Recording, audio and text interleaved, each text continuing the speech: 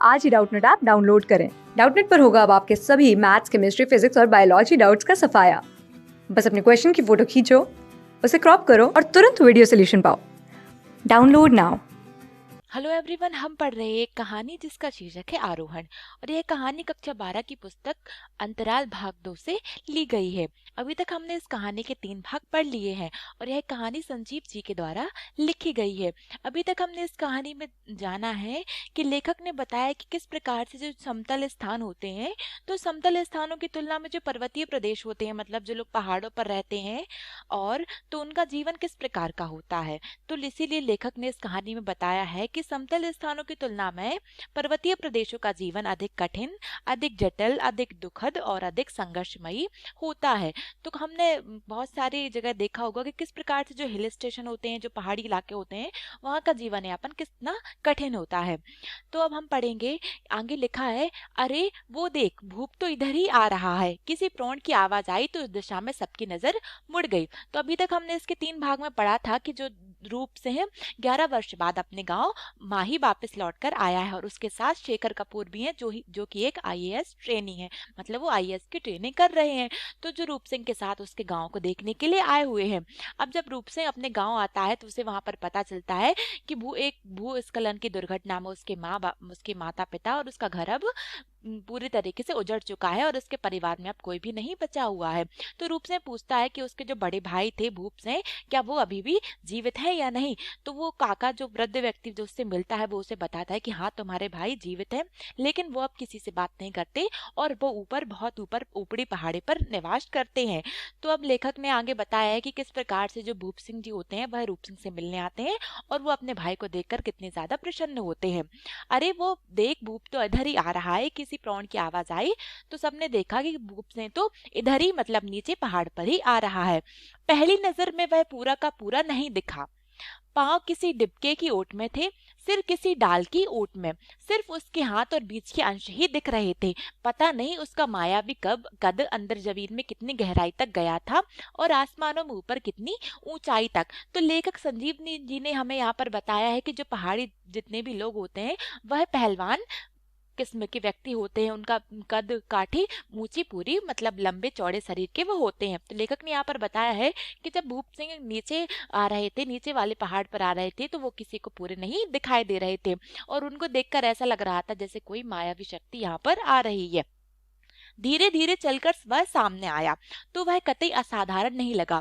और जब भूप सिंह धीरे धीरे चलकर नीचे लोगों के सामने आया तो वह किसी भी दिशा में से असाधारण नहीं लग रहा था। अब लोग उसे पूरी तरह से देख पा रहे थे। हालांकि उसकी चुस्ती और स्वेटर मफलर में दरमियाने कद की मामूली शख्सियत के बावजूद उसका तिलिस्म अभी भी बरकरार था। अब लेखक संदीप जी ने यहाँ पर भूप सिंह की प्रशंसा करते हुए कहा है कि उसके स्वेटर मफलर में उसके मामूली सी शख्सियत के बावजूद उसका जो तिलिस्म था वो अभी भी बरकरार था, मतलब इस उम्र में भी वो अभी भी उतना ही पहलवान नजर आ रहा था। अब आगे लेखक ने बताया है कि जो भूपसेन थे उनका व्यक्तित्व के बारे में लेखक ने बताया कि गोरा चिट्टा चित्तीदार चेहरा, मानो ग्रेनाइट पत्थर को तराश कर गढ़ा गया सख्त लंबू तरह चेहरा। उसकी अजीब सी स्थिति प्रग आंखें मध्यम मध्यम जलती हुई, मध्यम का मतलब है धीमी धीमी जलती हुई।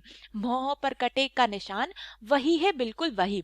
11 सालों में और भी ठोस और भी सख्त हुआ आए थे भूप दादा।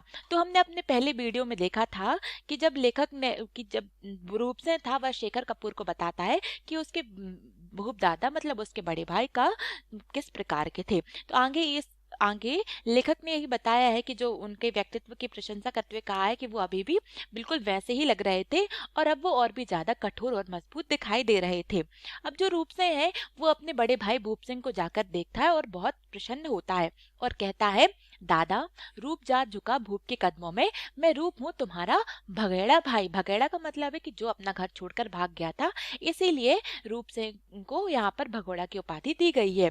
तो वो अपने जब बड़े भाई से बहुत दिन बाद मिलता है तो वह उन्हें अपनी पहचान बताता है कि मैं रूप हूँ तुम्हारा भाई। भाई ने भाई को देखा, जाने क्या क्या देखा, कहाँ कहाँ तक देखा, फिर देखते देखते नजरें की बर्फ पिघलने लगी। कब आया? और अब वो जब भाई एक दूसरे से 11 वर्षों बाद मिले थे तो वो एक दूसरे को बहुत देर तक देखते रहे। फिर भूप सिंह मुझसे पूछते हैं कि तुम यहाँ पर कब आए हो। तो रूप सिंह कहता है कि मैं अभी अभी यहाँ पर आया हूँ। अब भूप सिंह पूछते हैं कि क्या तुम यहाँ पर अकेले आए हो? तो रूप सिंह बताता है कि नहीं, ये मेरे साथ है कपूर साहब, जो मुझे लेवा ले गए थे, उनके लड़के शेखर साहब आईएएस की ट्रेनिंग ले रहे हैं मसूरी में।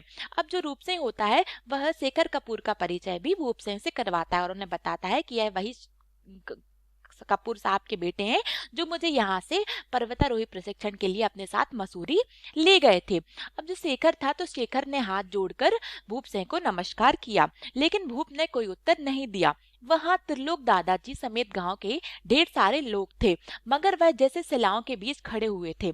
उन्हें किसी से कोई बात नहीं की और ना किसी ने उनसे।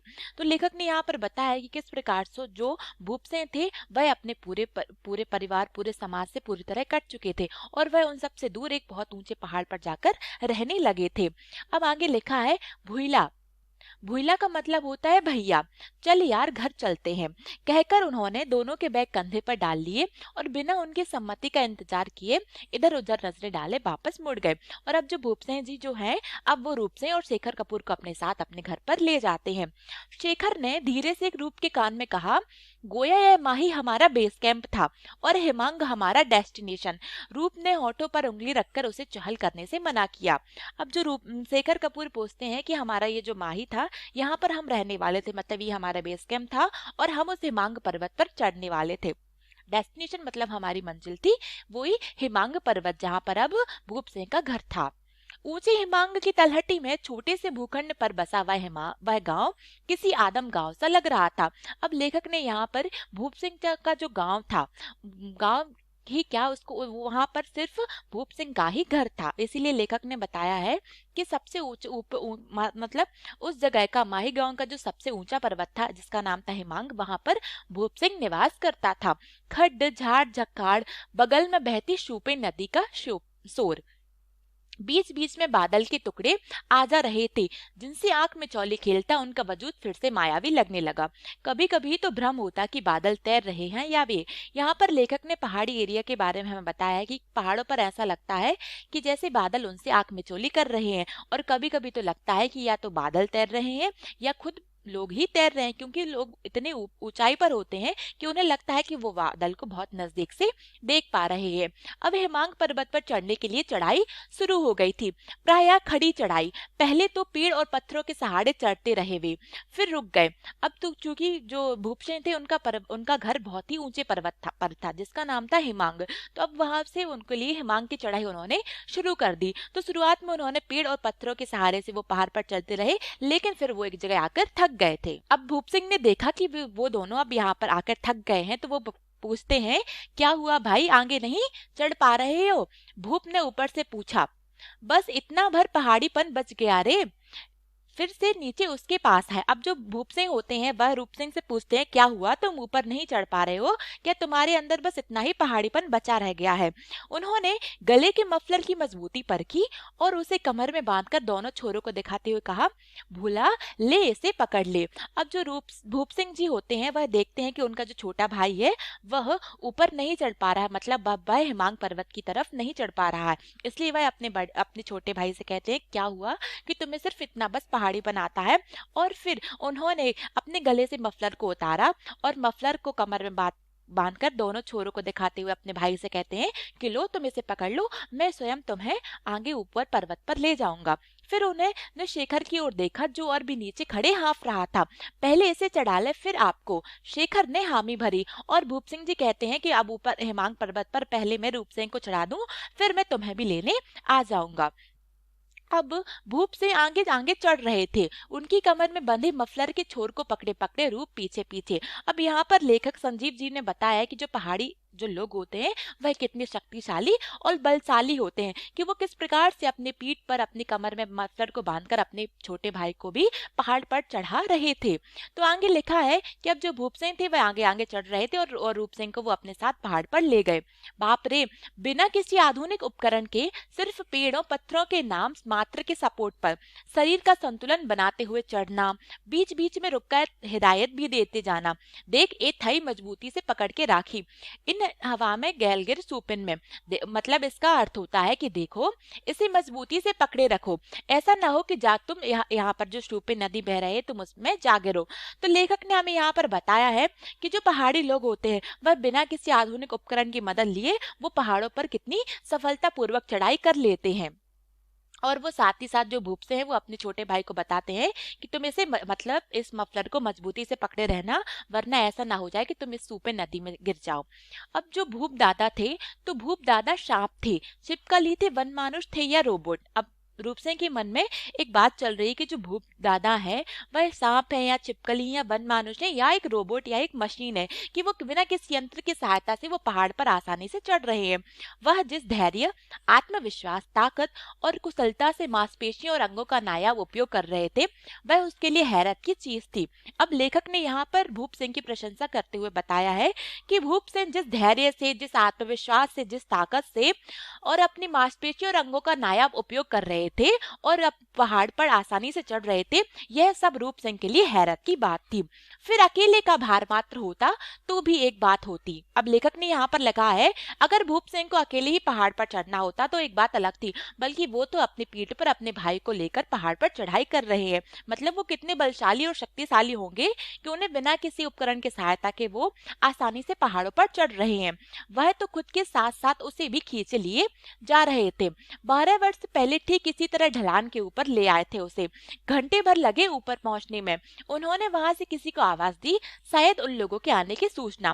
फिर जवाब की प्रतीक्षा किए बगैर उसे हाँफता हुआ छोड़कर शेखर को ले आने के लिए नीचे उतरने लगे। देखते ही देखते हिमांग पर छाए बादलों में अदृश्य हो गए। प्रतीक्षा का मतलब होता है इंतजार करना। तो लेखक ने बताया है कि अब जो भूप सिंह थे वह अपने छोटे भाई रूप सिंह को लेकर अपने घर तक पहुंच गए थे और उन्होंने वहां पर किसी को आवाज लगाई और अब वो शेखर कपूर को लेने वापस से नीचे चले गए। ऊपर रूप ने देखा कि पहाड़ की पीठ पर कुछ दूर तक जमीन प्रायः समतल बनी हुई है। अब जब रूप से हिमांग पर्वत पर चढ़ गया तो उसने देखा कि पहाड़ की पीठ पर कुछ दूर तक कुछ समतल भूमि बनी हुई है, जिसमें उनके बड़े भाई खेती करते हैं, जिसमें मकई की फसल खड़ी हुई थी। क्षेत्र के चारों ओर सेब और देवदार के वृक्ष थे। सेब के पेड़ों में तो फल भी लगे हुए थे। पेड़ ज्यादा दिनों के नहीं थे, यह देखने से ही लग रहा था। अब लेखक ने यहाँ पर बताया है कि किस प्रकार से पहाड़ी इलाकों में खेती करना कितना कठिन होता है। और जब हिमांग पर्वत पर थोड़ी सी समतल भूमि देखी तो वहां पर भूप सिंह और उनकी पत्नी मिलकर वहां पर खेती करते थे। वहां पर मकई की फसल लगी हुई थी, वहां पर चारों तरफ सेब और देवदार के भी पेड़ लगे हुए थे। उसने गौर किया, मतलब अब रूप सिंह ने गौर किया, ऐसे ही पेड़ नीचे भी कुछ दूर तक फैलते चले गए हैं। पूरे क्षेत्र की परिक्रमा करता हुआ वह आधी दूरी तक पहुंचा होगा कि उसने एक गुफानुमा आश्रम देखा। अब जो रूप सिंह था, वो जो अपने बड़े भाई के घर आया हुआ था, अब वो चारों तरफ क्षेत्र में घूमकर परिक्रमा करते हुए उसने अंत में देखा कि वहां पर एक गुफानुमा आश्रम बना हुआ है। चूंकि वह एक पहाड़ी इलाका है तो वहां के घर कुछ अलग तरीके से बनाए जाते, इसलिए उसे वहां पर लग रहा था कि कोई गुफानुमा आश्रम है। उसी के बगल में दो छानी, छानी का मतलब होता है छप्पड़ का झोपड़ा, यही घर है शायद। अब रूप सिंह जब एक घर देखता है तो वो सोचता है यही घर है उसके भाई का। एक छप्पर के नीचे एक औरत खड़ी थी, नाटी, गोरी, जवान, चुस्त और लाल फुल स्वेटर में। अब लेखक ने यहाँ पर बताया है कि जब रूप सिंह ऊपर पहुंच गया था, मतलब वो हिमांग पर्वत पर चढ़कर अब अपने बड़े भाई भूप सिंह के घर पहुंच गया था, तो वहां पर वो देखता है कि चारों ओर पेड़ ही पेड़ लगे हैं और वहां पर खेती करने के लिए भी समतल भूमि बनी हुई है और साथ ही साथ वहां पर गुफानुमा एक आश्रम भी है।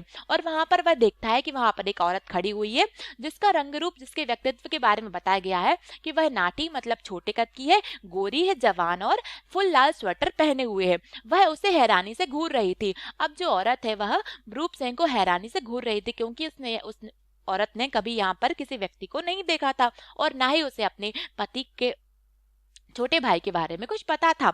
अब उस औरत ने मन ही मन अनुमान, अब रूप सिंह ने मन ही मन अनुमान लगाया कि यह भाभी हो सकती है, मगर झिझकवश आगे बढ़ गया। अब रूप सिंह हो सकता है यह जरूर ही भूप सिंह की पत्नी अर्थात मेरी भाभी होंगी, इसलिए वह झिझकवश आगे बढ़ गया। आगे हिमांग के ऊपर वाले अंश से कोई झरना झर रहा था जो खेतों से गुजरते हुए शूपिन में गिरता है।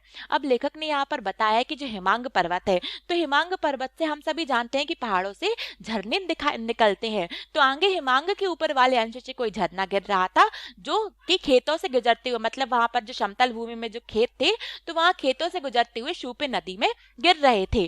तो अभी तक हमने इस कहानी में देखा है कि जो भूप सिंह और जो शेखर कपूर होते हैं वह माही गांव में पहुंच जाते हैं और जो उनका बड़ा भाई होता है भूप सिंह उन्हें लेने आ जाता है। और साथ ही साथ लेखक ने हमें बताया है कि जो पहाड़ी लोग कितने ताकतवर और कितने बलशाली और शक्तिशाली होते हैं। उनके लिए पहाड़ों पर चढ़ना बहुत ही आसान होता है। जहां पर हम लोग, मतलब जो भी पर्वतारोही होते हैं, वह बहुत सारे उपकरणों की सहायता से पहाड़ों पर चढ़ते हैं, वहीं भूप सिंह जो कि पहाड़ी व्यक्ति है वह बिना किसी उपकरण, बिना किसी यंत्र की सहायता से बहुत आसानी से बहुत ऊंचे ऊंचे पहाड़ों पर चढ़ जाता है। लेखक ने साथ ही साथ हमें बताया है कि जब भूप रूप से हिमांग पर्वत पर पहुंचा तो उसने देखा कि वहां पर समतल भूमि में खेती हो रही है और वहां पर आसपास बहुत सारे उसे वृक्ष भी दिखाई दिए और उसे वहां पर अपनी भाभी भी मिली और उसने देखा कि अब हिमांग पर्वत पर एक झरना गिर रहा है जो कि खेतों से गुजरते हुए शूपे नदी में गिरता है। और साथ ही साथ लेखक ने हमें इस कहानी में बताया है कि किस प्रकार से समतल स्थानों की तुलना में जो पर्वतीय प्रदेश होते हैं, उनके वहां के जो लोग होते हैं, पहाड़ी जो लोग होते हैं, तो उनका जीवन अधिक संघर्षमय होता है। उन्हें किसी भी चीज के लिए बहुत अधिक संघर्ष करना होता है। अगर वहां पर खेती करनी है तो उन्हें बहुत अधिक मेहनत करनी होगी, तभी तभी वहां पर खेती होगी। अब हमारा यह भाग यहीं पर समाप्त होता है। इस कहानी का अगला भाग हम अपने अगले वीडियो में देखेंगे। धन्यवाद। क्लास 6 से 12 से लेके नीट, IIT, जेई मेंस और एडवांस के लेवल तक 10 मिलियन से ज्यादा स्टूडेंट्स का भरोसा। आज ही डाउनलोड करें डाउटनेट ऐप या व्हाट्सएप कीजिए अपने डाउट्स 8400 400 400 पर।